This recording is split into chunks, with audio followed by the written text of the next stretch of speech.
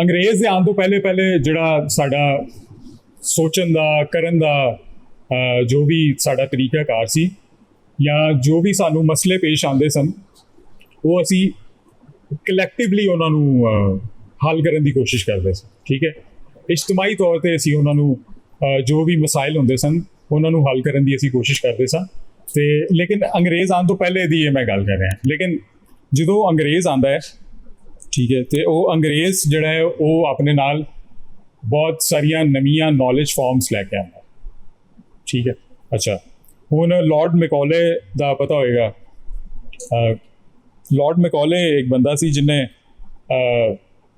ਇੱਥੋਂ ਦੀ ਜਿਹੜੀ ਇਲਮੀ ਰਵਾਇਤ ਸੀ ਉਹਦੇ ਬਾਰੇ ਮਿੰਟ ਪੇਸ਼ ਕੀਤੇ ਸਨ। ਠੀਕ ਹੈ, ਲੇਕਿਨ ਉਹਦੇ ਵਿੱਚ ਜਿਹੜਾ ਸੀ ਉਹਦੇ ਵਿੱਚ ਇਹ ਸੀ ਕਿ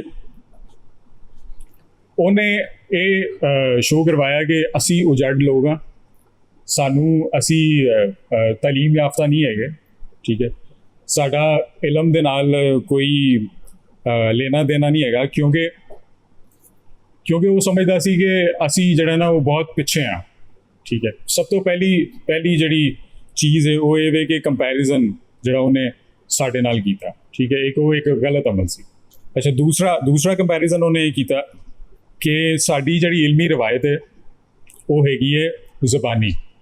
ਸਾਡਾ ਜਿਹੜਾ ਇੱਥੋਂ ਦਾ ਸਿੱਖਣ ਦਾ ਇਲਮ ਹੈ, ਜਾਂ ਅਗਰ ਅਸੀਂ ਤਾਰੀਖੀ ਐਤਬਾਰ ਨਾਲ ਵੇਖੀਏ ਤੇ ਅਸੀਂ ਜਿਹੜਾ ਇੱਥੋਂ ਦਾ, ਮੈਂ ਪ੍ਰੀ ਪਾਰਟੀਸ਼ਨ ਇੰਡੀਆ ਦੀ ਗੱਲ ਕਰ ਰਿਹਾ, ਉਹ ਸਾਡਾ ਸਿੱਖਣ ਦਾ ਅਮਲ ਜਿਹੜਾ ਸੀ ਉਹ ਜ਼ਬਾਨੀ ਸੀ। ਠੀਕ ਹੈ, ਉੱਥੇ ਪ੍ਰਿੰਟਿੰਗ ਪ੍ਰੈਸ ਜਿਹੜਾ ਹੈ, ਪ੍ਰਿੰਟਿੰਗ ਪ੍ਰੈਸ ਕਿਤਾਬਾਂ ਛਪ ਰਹੀਆਂ ਸਨ, ਤੇ ਉਹਦੇ ਨਾਲ ਇਸ ਦਾ ਕੰਪੈਰੀਜ਼ਨ ਕਰਨਾ ਇੱਕ ਗਲਤ ਕੰਪੈਰੀਜ਼ਨ ਸੀ ਕਿਉਂਕਿ ਸਾਡਾ ਜਿਹੜਾ ਉਹ ਕੀ ਕਹਿੰਦੇ ਨੇ ਕਿ ਸਾਡੀ ਇਲਮੀ ਰਵਾਇਤ ਜਿਹੜੀ ਸੀ ਉਹ ਸੀਨਾ ਬਸੀਨਾ ਚੱਲਦੀ ਸੀ। ਠੀਕ ਹੈ, ਉਹ ਇੱਥੇ ਅਸੀਂ ਜਿਹੜਾ ਨਾ ਉਹ ਇੱਕ ਨਸਲ ਤੋਂ ਦੂਸਰੀ ਨਸਲ ਅਸੀਂ ਜ਼ੁਬਾਨੀ ਉਹਨੂੰ ਟਰਾਂਸਮਿਸ਼ਨ ਆਫ ਨੌਲੇਜ ਜਿਹੜਾ ਸੀ, ਟਰਾਂਸਮਿਸ਼ਨ ਆਫ ਵਿਜ਼ਡਮ ਜਿਹੜਾ ਸੀ ਉਹ ਜ਼ੁਬਾਨੀ ਸੀ। ਠੀਕ ਹੈ, ਇੱਕ ਨਸਲ ਤੋਂ ਦੂਸਰੀ ਨਸਲ ਤੱਕ।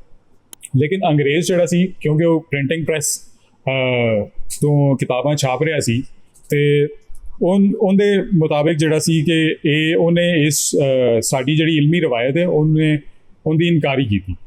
ਠੀਕ ਹੈ, ਉਹਨੇ ਕਿਹਾ ਕਿ ਇਹ ਇਲਮੀ ਰਵਾਇਤ ਜਿਹੜੀ ਹੈ ਉਹਨੇ ਬਿਲਕੁਲ ਜਿਹੜਾ ਨਾ ਉਹ ਕੋਈ ਭਾਅ ਨਹੀਂ ਦਿੱਤਾ।